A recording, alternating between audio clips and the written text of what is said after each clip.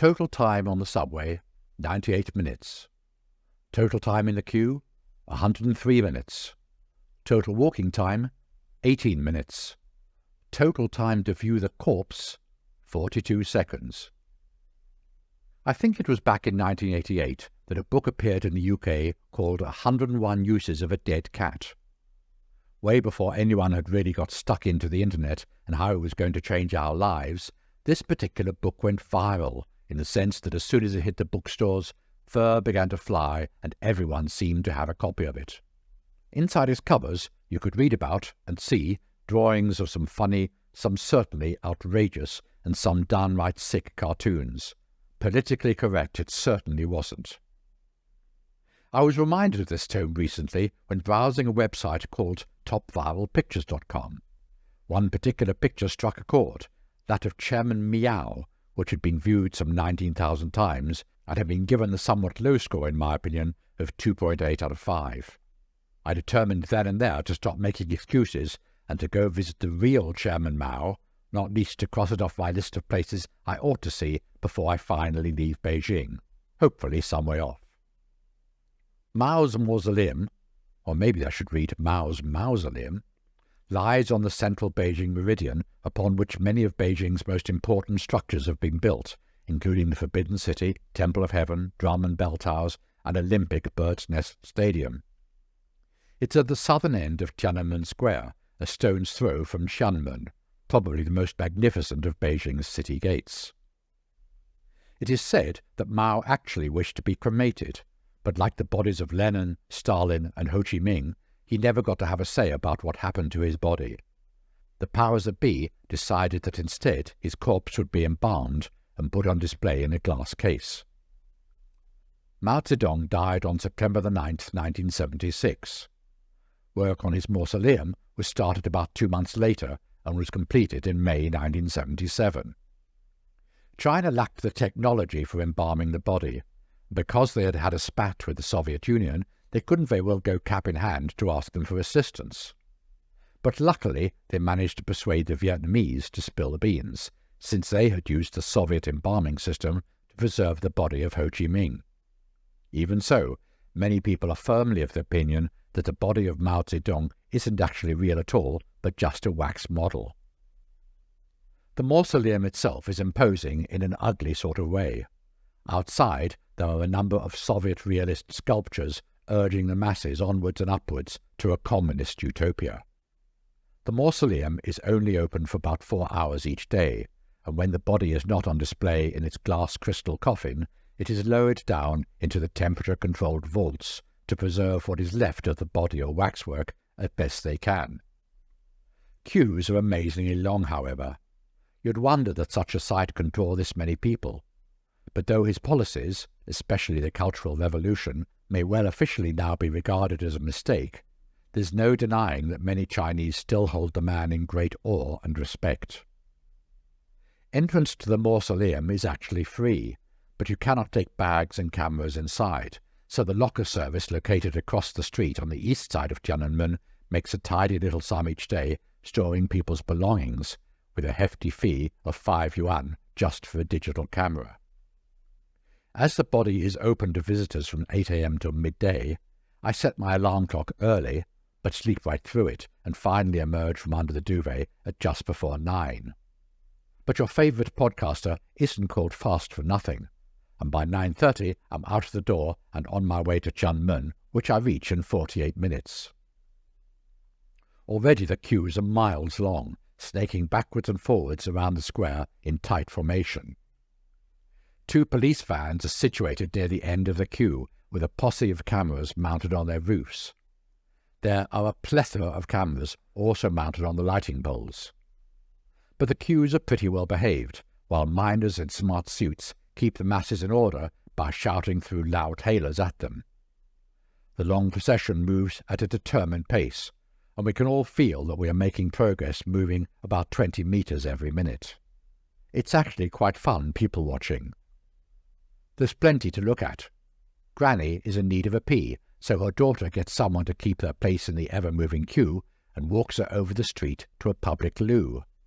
The minders then help Granny and daughter to find their place back in the queue again perhaps 200 metres further on. There are loads of coach parties queuing up, each party wearing identical baseball caps in an assortment of fluorescent orange, yellow, green, and of course red colours. As we approach one of the lamp standards near Chunmun, there's a notice shouted over the loudspeakers that cigarette lighters are definitely not allowed inside the mausoleum, and suddenly there are loads and loads of them discarded along the side of the ever-shuffling queue. This causes a problem a little later on, given that we are still a good half hour away from the main entrance, and the Chinese do love their cigarettes. So there then follows a ballet of people rushing back to retrieve a lighter, lighting up another gasper, and then throwing the lighter back down again onto the pavement. Surely someone could make a fortune by retrieving all these lighters and flogging them off in the marketplace. All the while, the queue shuffles on relentlessly, with people now pushing closer and closer, starting to get restless to reach the entrance. It is now that I wish the Chinese would worry more about their bad breath and body odour, for it's an unfortunate fact that many, especially those from the provinces, don't appear to use toothpaste or antiperspirant. Perhaps this is why they spend so much time spitting in the streets. Eventually we turn the last corner and more instructions are shouted over the loud hailers. I see all around me that people are taking out their national ID cards, so in preparation I also get out my foreign expert certificate, waiting to show it to, well, I never find out. It appears to be just an excuse for the plain-clothes police to inspect the credentials of anyone they don't appear to like the look of. They apparently like the way I look, so my FEC goes straight back in my pocket again uninspected. Next up, we have to go through a security building. It's a bit like boarding a plane at Gatwick Airport back in Blighty. Phones, keys, pens, you name it, are placed in a little tray while we then parade through metal detectors to see if we are trying to smuggle in a camera or any other naughty bit of equipment. The alarm goes off as I walk through the gate, and so I step over to one of the girls, armed with a sniffer wand. But she's not interested in me and waves me on with a smile, stepping forward instead to frisk a guy with a limp, as if he is high on their most wanted hit list. Next we pass stall after stall selling white flowers wrapped in cellophane, 3 kwai a pop, which I'm surprised to see that maybe 1/3 of all the rubberneckers take advantage of. A notice tells us all to be quiet and to take our hats off. I haven't said a word, and I have no hat. A granny says something to her daughter, and immediately a posse of minders shushes her to be silent, and insists that she removes her hat. She sulks silently to herself.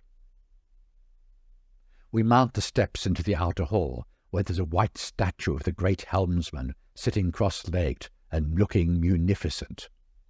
Everybody surrenders their white flowers into a huge pile of them propped up against the base of the statue. 3 kwai for that? I wonder how long it is before the flowers are recycled for the next batch of admirers, and can only take my hat off, while keeping silent, of course, to the powers that be for introducing that little money-maker. Yet another notice exhorting us to please keep quiet, don't taking pictures, and step in turn, as we finally step into the inner sanctum wherein lies the crystal coffin. Mao looks like a reject from Madame Tussauds. In his book The Private Life of Chairman Mao, Dr. Li Jishui describes how, on the death of Mao, he sent a researcher to a medical library. She found a preservation procedure, a large dose of formaldehyde. We duly injected 22 litres, 6 more than the formula called for, just to be sure. When we finished at 10 a.m., Mao's face was as round as a ball, and his neck was the width of his head. His ears stuck out at right angles. Formaldehyde oozed from his pores. For another 5 hours, Li wrote, the team worked with towels and cotton balls to force the liquid down into Mao's body. At last his face looked normal, but his chest was still swollen, so we slit his jacket and trousers in the back to cover his new bulk. The body was then draped with the Red Communist Party flag and placed in a vacuum-sealed crystal casket. I'm not surprised that many people question whether what we are looking at is in fact a real corpse or just a waxwork, but I guess we will never know. Within 42 seconds, We're walking out of the inner sanctum and through the rear outer hall, ready to step once more into the daylight. Ahead of us is the Chanmun. Immediately ahead of us are a couple of rows of souvenir stalls selling Mao tack, such as Mao key rings, Mao plates, Mao fans, anything, in fact, that can possibly have a picture of Mao printed onto it.